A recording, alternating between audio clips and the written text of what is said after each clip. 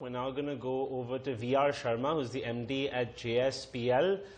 There's been so much happening in that sector. It's been buzzing lately. Good morning, sir. Welcome to the show. Let's begin with the fact that you are a coal-dependent business. So what problems did you face in coal procurement for steel and power? You see, India has been consuming equivalent of the local coal if you consider more than 1 billion ton coal in a year. The coal India, they produce about 600 to 650 million ton. And now they have taken a target of close to 1 billion ton. But India was importing about 250 million ton of coal in the country, which is low ash and high calorific value coal. If we compare this coal with the Indian coal, then it is not 250, maybe it is 450 or 500 million ton equivalent. So 650 million ton was the production of coal India, and 450 million ton the imports in calorific value terms. Then it was about 1100 million ton, and that is 1.1 billion ton. Now Coal India is planning to elevate the production from existing 650 million ton to about 1 billion ton. So it's a good sign. I think we'll stop imports, and we have been facing a serious problem in last 5 years because our coal gasification unit that was on, and we commissioned the plant, but unfortunately we could not get the coal from Indian coal suppliers. And coal gasification units, they need a very consistent quality of coal. Our plant was designed on the basis of the domestic high ash coal, so that the Swadeshi coal can be used in the gasification. So now Government of India has taken a very pragmatic view, and they have also announced the incentivization of the coal gasification units, which is a very good step. And once the Coal India, they increase their production, and the coal is available through the merchant miners, then I'm sure we'll be in a position to run our plants fully. What about coal quality? Sulfur content, for example, has been something that steel and power consumers have been complaining about. Has that hindered your production, your DRI unit, among other units? If you could give us some update on that. Yes, you are right. The coal quality in India, more than 80% of the coal is having very high ash, from 45% ash level to 55%. So for the industry, it is a very uphill task to utilize this coal. So what normally the industry does, we beneficiate the coal. So we remove the ash in the coal washeries, and then we utilize the coal for the power plants as well as for the gasification and for DRI plants. Say, for example, for DRI, for kiln type DRI, that is called conventional SRN kilns, which there are many of the coal-based DRI kilns existing in the country, I think more than 200 units. So all these coal kilns, they cannot use 45 or 50% of ash of coal. So they will have to wash it first. So after washing the coal, the ash level in the coal will be around 30 to 35%. Then only this coal can be utilized in DRI making. Similarly, for the coal gasification, we clean the coal, washed coal. We also bring it down to 30 to 35% of the ash level from originally for 50 or 52% ash. And then we utilize in our coal gasifiers. So the Indian coal directly usable is not available within the country. And if it is available, then it is available only to the selective customers. But we don't have access of coal having 20% or 15% ash level. So we have to wash it, and then only we have to use it. Right, Mr. Sharma. And from the list, we see Odisha, Jharkhand and Chhattisgarh have a couple of mines that will also be auctioned. So any blocks you'd be interested in, which will be of strategic importance for your steel making units? We are evaluating the total process because now the Coal India's availability has increased, and more merchant miners will come. That means coal availability will also increase.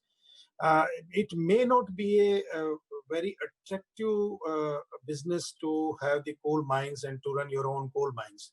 I think the Coal India and the private miners will have a neck-to-neck competition. And finally, the coal prices will go down.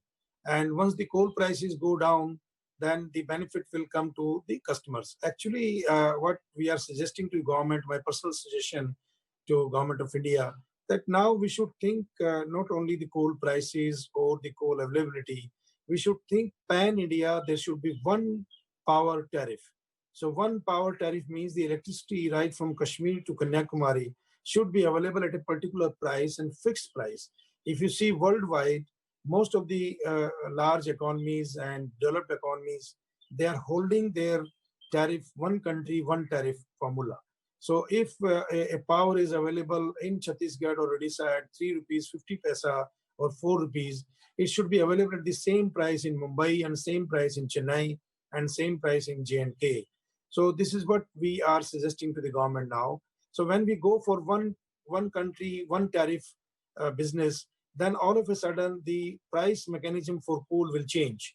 And this will increase the industrialization in the country, thanks to Honorable Prime Minister who has declared that he's going to spend more than 50,000 crore rupees to create jobs for the migrated labor, those who have gone back to their hometowns or home states.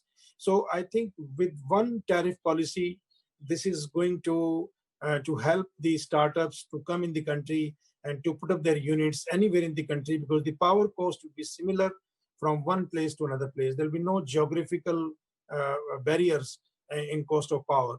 That will, when we back calculate, that will control the sales price of coal. And this is what the India should do now. Mr. Sharma, can you tell us what sort of reduction in cost of production will come about because of that? You see, we are looking coal at a price of about 40 paisa per megacal. So now at the moment it is coming around 55 to 60 paisa per megacal, and sometimes more than 65 paisa per megacal. And I think the Indian coal should be sold at a price of about 35 to 40 paisa per megacal. If that is there, then I think power industry, sponge iron industry, the steel industry, the coal gasification units, they are going to generate a lot of wealth for the country, and it is an indirect benefit to the nation, because if the power cost is low, ultimately the last mile consumer, right from the domestic consumers to the industrial consumers, they all gain. And if the steel prices are low, then the whole economy it gains. So I think government will have to take a very, very pragmatic view how to fix up the prices, and what kind of levies they should charge, what kind of royalties they should charge, what kind of taxes they should charge, so that the coal cost can be kept as low as possible in the interest of nation. Because coal cannot be distributed amongst 130 crore people, but energy, for sure, it can be distributed at a low price, affordable price. I don't say that you give some relaxation in terms of giving subsidies, no, but yes, cost plus a little margin, that should be enough, and that little margin is royalty itself. So other than royalty, there should not be any charges, because developing a coal mines and creating customers for the coal is an uphill task. So I'll suggest and request government to take a very pragmatic view, not to charge extra levies, not to charge extra money, not to charge GST compensation cess, etc. And they should make coal available to the common people through electricity, through power, through steel, through gasification, through methanol, and through various other petroleum equivalent to petroleum products. Mr. Sharma, we're just as hopeful that the same happens. But, just coming back to historically, the Indian steel industry has been a victim of import dumping. So while some duties are in place, what needs to be done to ensure a better Atmanirbhar Bharat? Each country has its own interest. Like the FTA countries, they had their own interest to bring material to India. Primarily, this started, in my knowledge, maybe, I may be wrong, but perhaps this has started because most of the Koreans and Japanese auto mills, auto sector, that is car manufacturers, they were present in India and they are present in India. So it was their great desire to consume Japanese steel or Korean steel in their car making facilities, refrigerators, washing machines. So all these companies, they were interested in buying the goods from their own country, that means the origin country. But it is a global world. Once they have put up the plant in India, so India has become their country.